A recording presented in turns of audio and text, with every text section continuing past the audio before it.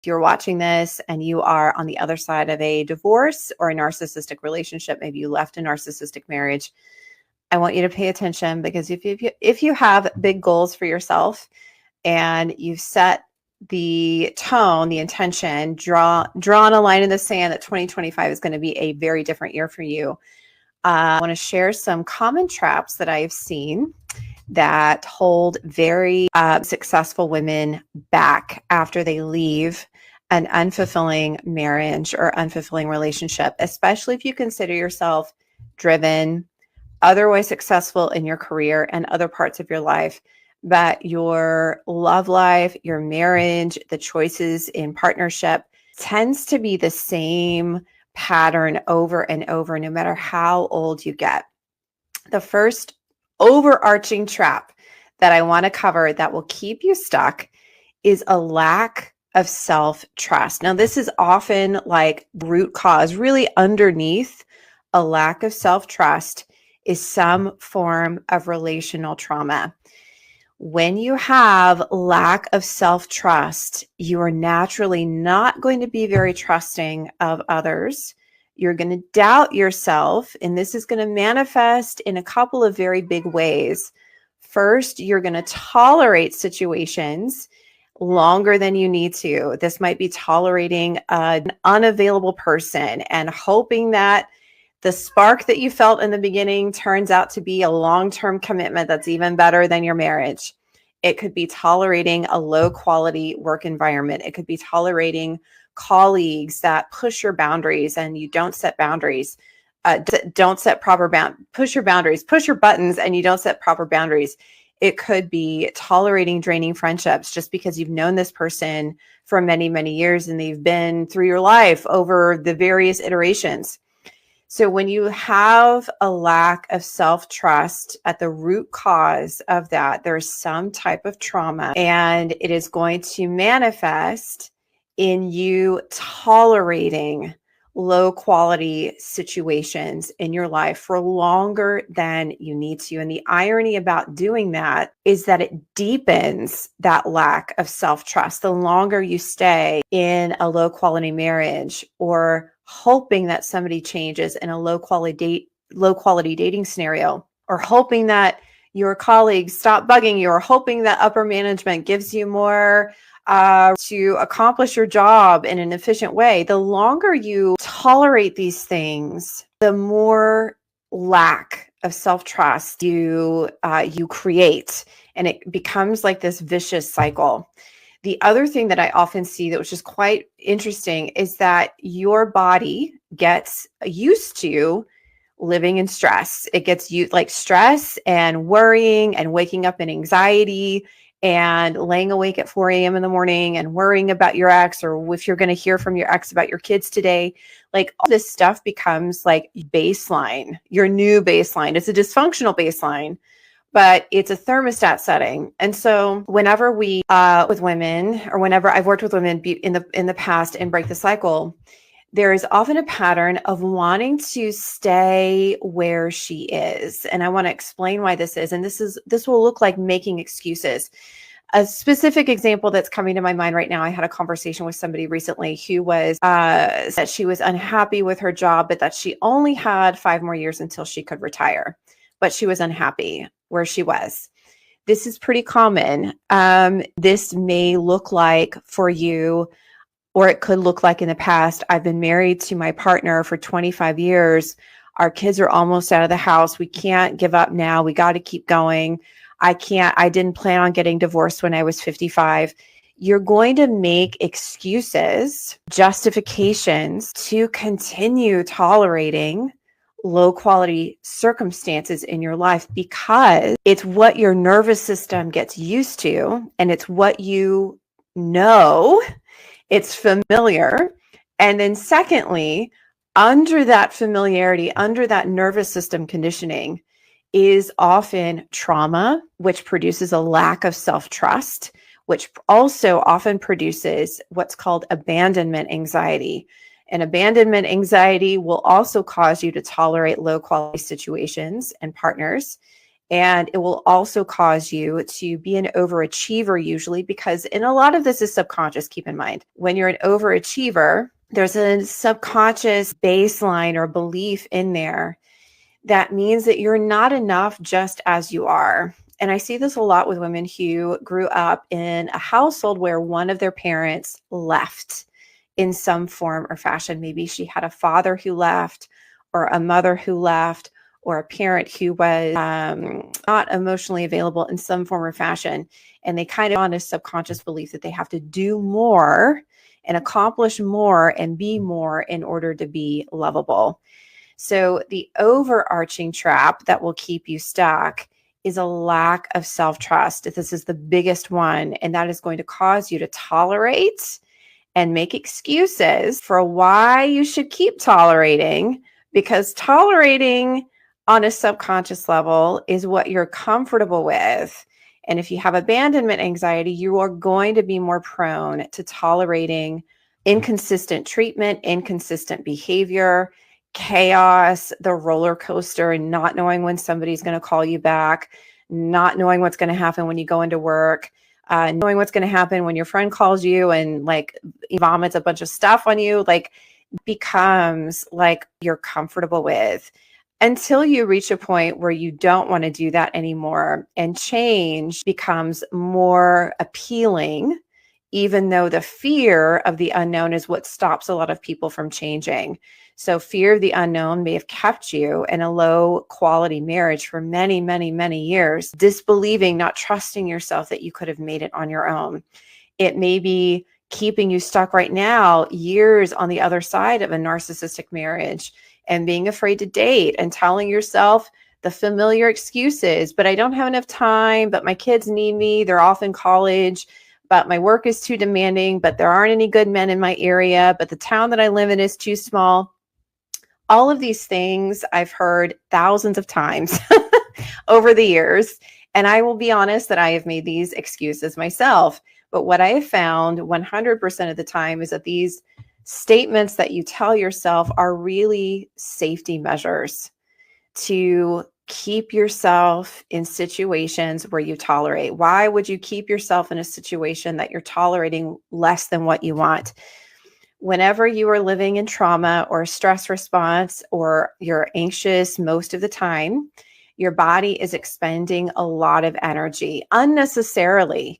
You might not be aware of it in that moment, but a lot of times it manifests as autoimmune issues, digestive issues, chronic headaches, insomnia, sometimes ADHD, and just not being able to focus.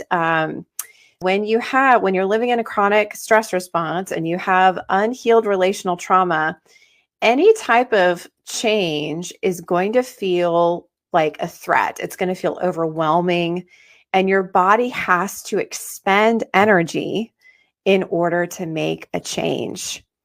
And the problem is that if you're living in stress all the time, and you're constantly worrying when you're going to hear from your ex again, and you're constantly worrying what kind of text your ex-husband is going to send you about your kids over the weekend, you don't have a lot of energy naturally to expend, because you're burning all of your energy worrying and living in anxiety. And this is why a lot of women, despite their best efforts of going to talk therapy and kind of past again, or learning all about the narcissist, going back to school and getting an MBA, hoping that that makes her feel worthy, climbing the career ladder that she's in, moving, going on another vacation, going on another ayahuasca retreat. All these things are good and they're not going to be helpful. But if you're constantly living in a state of fight or flight or stress, you're never going to be able to truly have a lasting change until you learn how to get to the root cause of your patterns in love, which is often trauma. And one of the best ways, I'll talk about this in just a second, of that is using a trauma-informed method that works with your body and bypasses some of the overanalyzing in your brain. We'll talk about that just in a second. But the next two things, two big traps, I went off on a tangent. The next two traps that will keep you stuck for years after leaving a narcissistic marriage is living in guilt. So we'll often speak with single mothers who their kids are now teenagers and they now have shared custody with their children, and they're kind of faced in they're in two fears. They fear that their kids are going to be influenced by the dad who may have narcissistic traits, and they feel incredibly guilty about that. And because of that guilt, and because she's already living in a stress response, she tends to points of connection or miss moments where she can be emotionally present for her kids because she's really not emotionally present for herself. So there's that big fear that the kids are going to be harmed or influenced or controlled by the narcissistic ex. And that causes her to keep living in a stress response. The second big fear that she's going to face is feeling guilty that she put her kids through that, feeling guilty that her kids have the father figure that they have, feeling guilty for wanting to date herself or wanting to eventually find a partner, and feeling guilty that they only have a shorter window of time together in the house before her kids go off to college, potentially move out of the house, before she's an empty nester. So there is often really unfortunate sense of pressure that can happen leaving a narcissistic marriage, especially if you have children who are in their teens and they're going to be moving on, and your window of time to have a positive influence over them is shorter and shorter by the week, by the month, by the day sometimes. So the guilt is going to hold you back. And I have seen this so many times. Women will naturally prioritize their children, but they're doing so from a place of emotional burnout, overwhelm, exhaustion. And then they feel guilty that they're not spending enough quality time because they're just so anxious. So guilt is another very big trap that will keep you stuck after a narcissistic marriage. The final trap that I want to talk about and cover with you today is your circumstances. And I want to talk about this one generally because if you've been in a narcissistic relationship, you have every right to blame your ex for you and emotionally hurting you and all this stuff. You have every right to blame that person.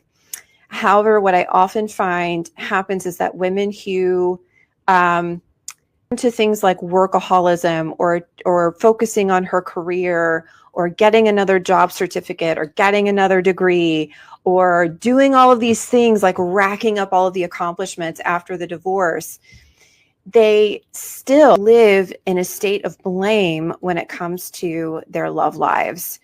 And sometimes they blame their children. I don't have enough time. My kids need me more than I need a relationship. They will blame their work. My job is too demanding. They will blame their age. I am too old. The men in my age group haven't done any work on themselves. They will blame the city that they live in. Living in Los Angeles, it's too hard to find somebody. Living in New York, it's too hard to find somebody. Nobody wants anything serious.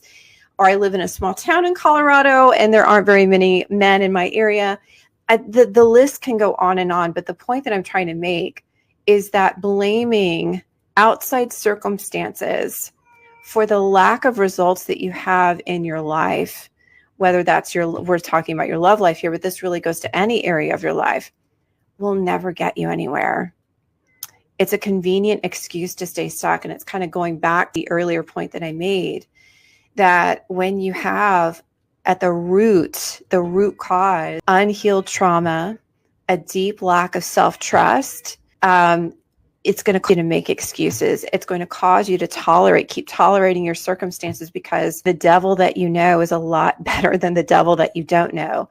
The devil that you don't know is a healthy relationship. It's learning how to feel happy and trusting every day without waiting for the next shoe to drop or without fearing that something's going to come in and take that from you. Like the devil you don't know is the unknown of dating again. And being able to trust yourself fully in that process and trust that you're going to be able to handle rejection without deleting all of your dating apps or without making a story that there are just no good men out there. Trusting yourself is a practice. And if you've made it over the age of 40, and especially if you've survived a narcissistic marriage, and you've never really had a healthy, happy relationship, it's quite high that your trust in yourself is very low when it comes to this area of your life. And in my experience, when your trust in yourself is low in one area of your life, there's often a few other areas of your life where you don't fully trust yourself.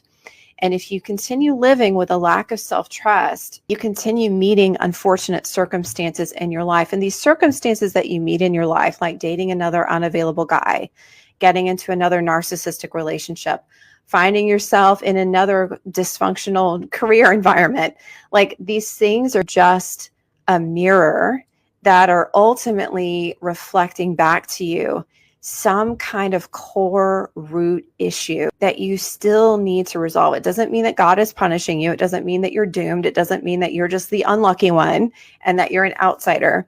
It simply means that there is a pattern that is trying to get your attention so that you can heal that. And if you're a single successful woman over 40, the best way to heal these patterns that show up in your love life is by going directly to the root cause, which is often some type of abandonment trauma or abandonment anxiety or past relational trauma.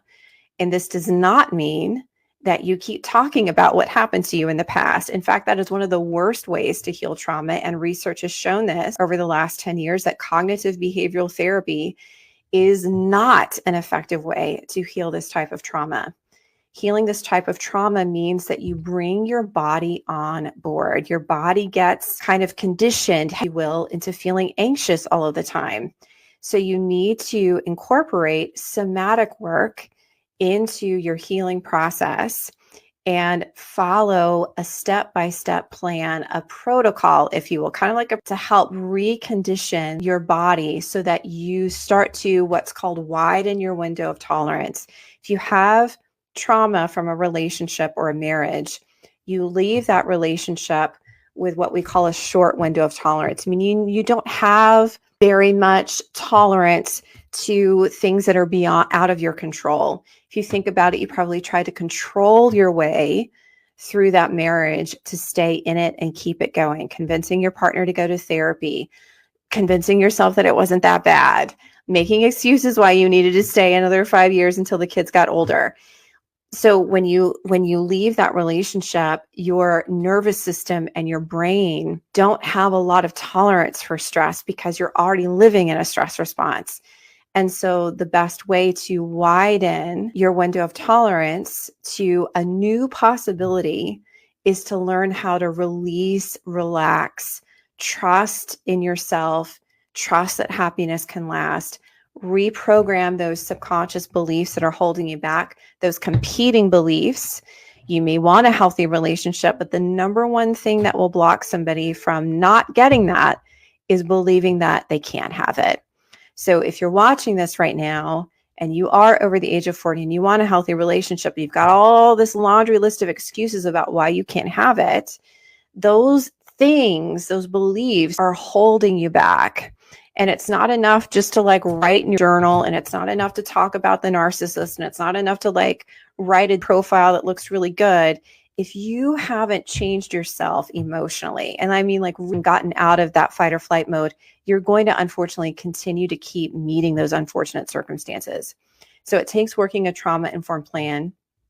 It takes developing a certain level of tolerance to rejection, to challenges, to stress, and learning how to handle and navigate those challenges with a higher degree of emotional intelligence and emotional resilience. And this takes practice. It takes consistency, and it takes time, not a lot of time, but a few months of consistent practice can really get you in a different place emotionally and in your love life, versus continuing to tell yourself the same old story that you're too old, that there aren't any good men in your area, that your kids need you more than you need a relationship. So just to quickly recap, the 3 most common traps that will keep you stuck if you're sitting here in January of 2025 and wanting to make some significant changes this year. These traps are the things that are probably going to hold you back. Number 1, a lack of self-trust, not trusting that you're going to make the right decision, You'll project this lack of self-trust by not trusting other people, prematurely judging other people to keep yourself safe. This lack of trust is going to cause you to tolerate lower quality relationships. It's going to cause you to tolerate loneliness, even though you want to put yourself out there. It's going to cause you to make excuses to stay in low quality things like an unfulfilling work environment, draining friendships, dating the guy that's super inconsistent, but it's better than nothing. So like the lack of trust is the biggest trap. The second thing, guilt, living with a sense of guilt that you put your kids through that marriage, that their father is the way that he is, that you actually want a healthy relationship. There's a block of receiving that. There's an inherent sense of unworthiness around being able to receive that. And this all goes back to that lack of trust. And that lack of trust goes back to past trauma. And in order to heal all of this stuff, you got to go all the way down to the root cause. And that trauma is trapped in your body, and it causes you to have competing or negative or limiting subconscious beliefs about yourself. And that is going to heavily influence the actions you take or that you don't take in your love life. So guilt is the second one. And the final one is blaming your circumstances on your ex, on your age, the city that you live in, your job, your kids, hiding places that are going to keep you making excuses and justifying why it's easier to stay stuck in this predicament that you're not happy with versus getting temporarily uncomfortable for a little while in order to have a greater capacity for happiness and tolerating a healthy relationship, being able to receive that without sabotaging it. So if you are over the age of 40, if you've had a lot of talk therapy, if you know in your gut that you've been hiding in your career, you've been doing all of the right things, you've basically rebuilt your life after your divorce, but you're still stuck. And you're like, why, what am I doing wrong? And you want to make significant changes. You want to learn how to attract a kind-hearted person. You want to learn how to date confidently without second guessing yourself or without getting triggered all of the time. You want to be able to look at your phone and see a text from your ex and just not let it phase you, not because you're like gray rocking or you're stoned, like you're like stoic and cold, because you're so emotionally healthy and resilient that it just doesn't phase you anymore because it's not worth it. If that's you, then I invite you to book a free breakthrough session, and you can go to bethanydotson.com/talk for that. And we will have a very honest conversation. The call is just about getting to know each other, looking at where you're stuck and looking at what you want, and then kind of determining like help you get there. Like, can we realistically achieve the results that you want? And if we can, we have a multitude of options to serve you. And if at the same time, your circumstances may be out of our scope, for example, or not sure if it's going to be the right fit, there's just not synergy there, then we'll steer you in the direction of somebody else who can, or give you some homework assignments to help kind of get you ready for this type of change. So bethanydotson.com/talk for a free discovery session. You can also check out our podcast at bethanydotson.com/podcast. There's almost 80 episodes that are there available for you. And I will talk to you on the next training. Take care.